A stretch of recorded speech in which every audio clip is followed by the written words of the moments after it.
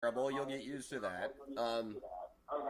But that's something that sets us apart from the other shows, frankly, and I like it that way.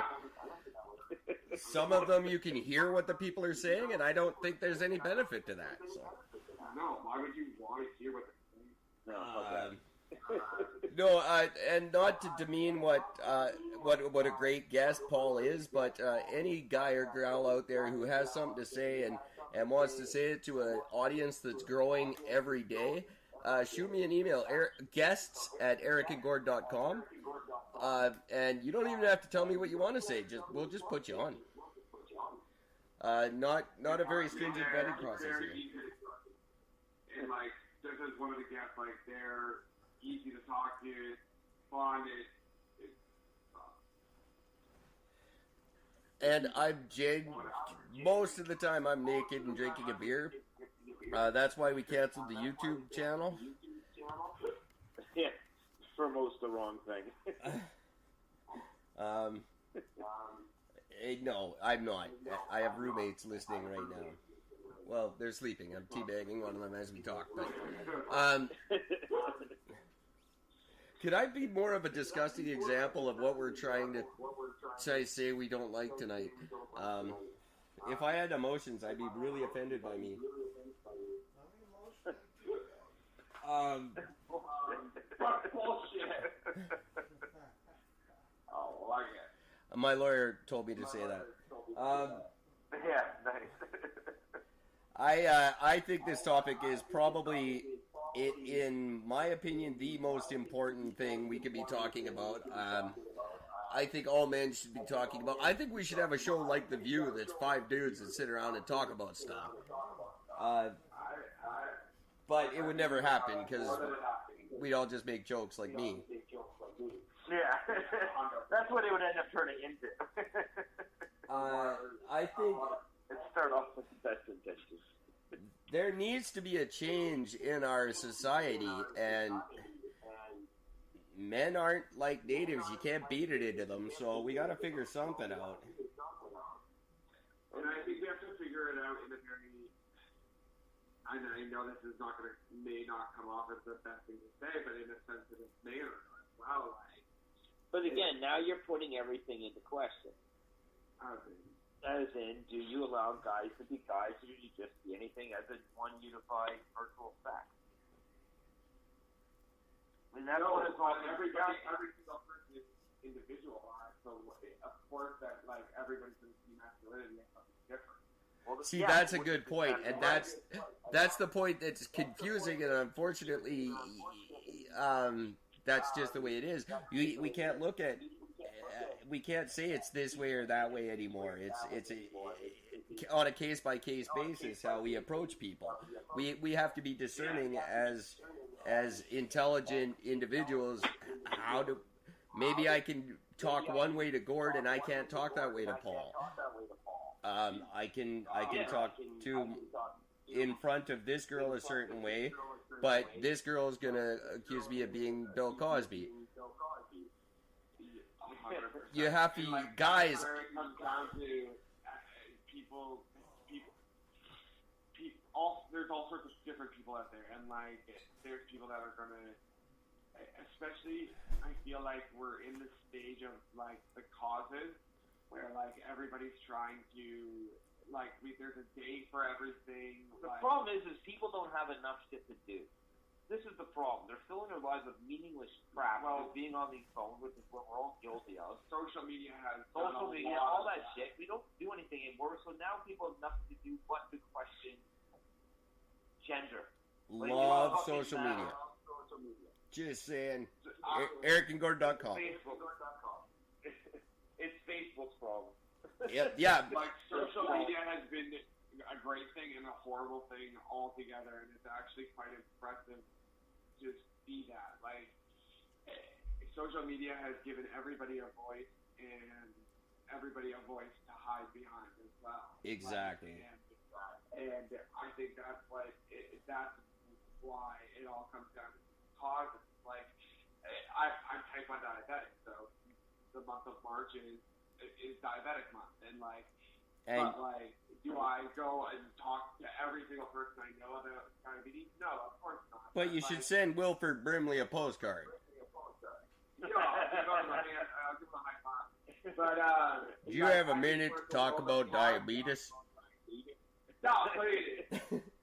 Gives you the bronze. I hit my wife the other day. Then I remembered I wasn't married. Who did I hit? I woke up and then I didn't have a one. I'm Wilford Brimley. Do you have a moment to talk about diabetes? I love that. I wish I had that. And oatmeal. But, like, there's a day for everything. And, like, that's what I think is half of, okay, that is half of the problem. Is that, like, there's a day for, like, everything. There's a day for chips, for Christ's sake. There's a day for cookies and for hugs and for kids and for brothers and for sisters and everybody's posting. It's bullshit. It's such horseshit. Nobody cares. And I think that's why this conversation is something that needs to be had in a very individualized manner, but it's good that the three of us all have different. It's not like I just think it's a very good way to talk about it because everybody is actually different, and the three of us are all different, and we all have different views on it. We're all going through different things, and at the end of the day, we're not going to figure out, hey, how is it to be the right thing? No, I'm certainly the last one who's going to say what's right or wrong, or subscribe to it at the end of the day. But I also don't want to blur the lines to where kids think there is no right and wrong, because there is definitely right and wrong. And I don't want to get into this, you can't play dodgeball, you can't keep score, you can't have a best friend because that alienates your other friends. We have to teach our kids how to do this properly, or we're going to ruin them far beyond anything we ever had to go through. Yep. The whole not keeping score thing bothers me more than anything. Oh, we've covered this topic extensively. Kids need to learn how to lose, and they need to learn how to win the right way. And I think we're doing them a disjustice by not keeping score, and it's not teaching them, hey, the real life is sucked. Yeah. And I've covered this so many times that I'm almost tired of myself, but these kids who have never heard no, these are the ones that show up and shoot up their office the first time they don't get the promotion. They don't know how to process no, and so they do it with a shotgun. I knew how to. I learned no very well because I sucked at sports. I was an ugly kid, and I had no money. I heard no a lot when I was young, and it helped me to want to be better and get stuff. Made you appreciate it really did make me appreciate things. It also made me, kind of a douchebag, but that's another topic. But like I'm saying, I don't. It's okay to not get it.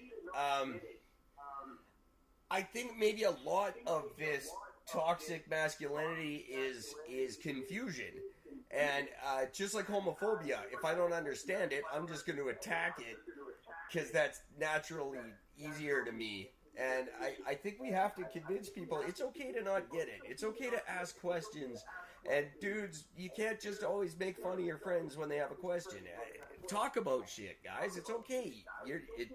It doesn't make you more feminine to ask before you rape somebody. Have an intellectual conversation. Yeah, it's not cool to be dumb anymore. Jocks aren't dumb. That's. I don't know. Dumb is running 2 fucking countries. Yeah. Shut up. It's like leading the industry. So I think the problem is dumb is people talk like they're smart. They throw a lot of big certain words. I hate buzzwords. Words that hit on the media, that they know to use.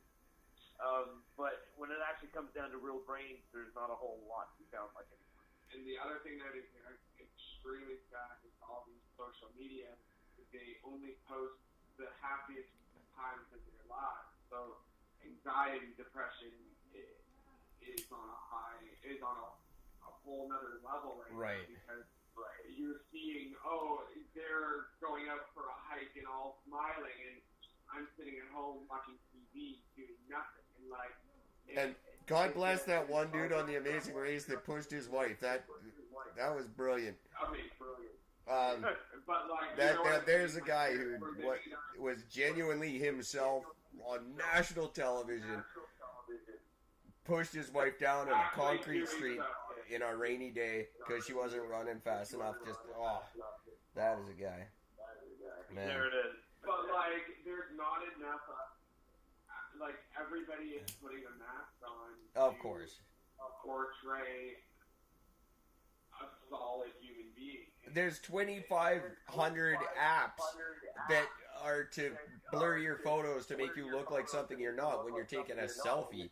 And you're the only 99% of your selfies are only ever looked at by you. Why do you have to fucking doctor them? How low is your self-esteem? How bored are you? Pick up. That's Gord's point. We're too fucking bored. Get a hobby. Yeah, play a sport. That's the thing. Nobody knows how to do anything. Well, I'm not gonna lie, I love Lego, whatever. But I showed fucking Gord for 20 minutes all my Lego that I had built, because yeah, but just so you know, Eric, you should see this shit. He thought the BB-8 from Star Wars. There's the London Bridge. The London Bridge. There's a bunch of the different towns. They're all done through Lego. It's some dope shit, man. I just built the. Do you remember the Mickey Mouse, the original Mickey Mouse cartoon, black and white? With, of course, yeah. Steve-O Willie. I just built that. And it's all black and white too. It's all black and white. That's. And does he own land and people in the Lego version? Yeah. Yeah, it's actually so cool. But it's my I'd much rather do that than it be having a wife and trying to That's a very married guy hobby. And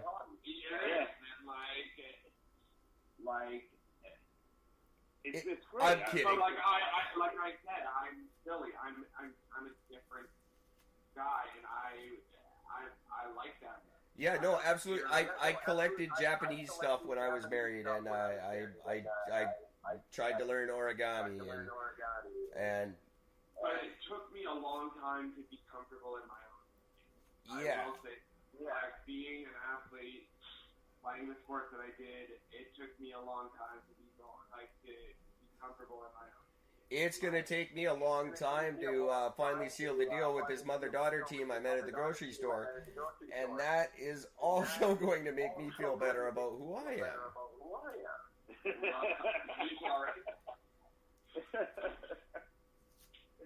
That's spectacular.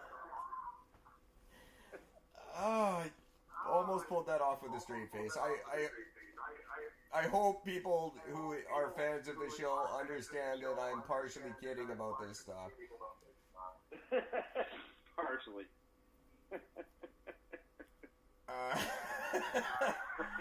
I'm not. Oh, that's great. I'm not coming off looking real good on this one. I think I'm going to lose this fight. Kids, don't be like me. There you go. That's the end story for it. Don't be like Eric. Pretty much. That's a good moral at the end of any story. It doesn't really matter where you're going with it. If you just end with, and don't be like Eric, your kids will be successful. There it is. And I'm not saying this as a homeless comedian, out-of-work musician, recovering alcoholic. I could go on and on with the list of awesome things on my resume. I'm saying this as someone who cares about your kids. Now, while, yes, I'm a fantastic lover and just a heck of a best friend, I'm not exactly the pillar of stability that I give across as while I'm on the air here. So, because you come off so stable on the air.